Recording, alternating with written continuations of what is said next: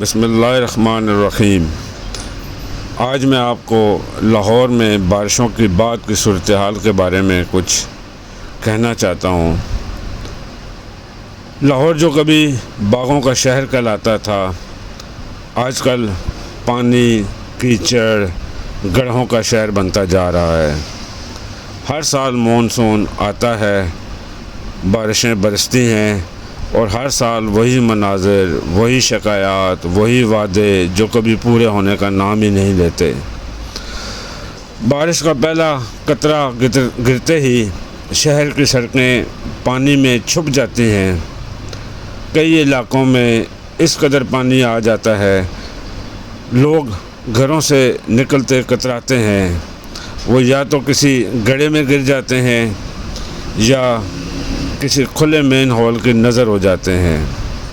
لاہور کے شہری اب محض وعدوں سے نہیں بھیلتے، انہیں ایسے شہر کی ضرورت ہے جہاں بارشیں خوشی لائیں، مصیبت نہ لائیں۔ اگر حکومت اور بلدیاتی ادارے واقعی سنجیدہ ہیں تو اب الفاظ نہیں، کام بولنے چاہیے۔ شاہین نیوز آپ کے لیے رپورٹ گڑھی شاہو لاہور سے پیش کرتی ہے۔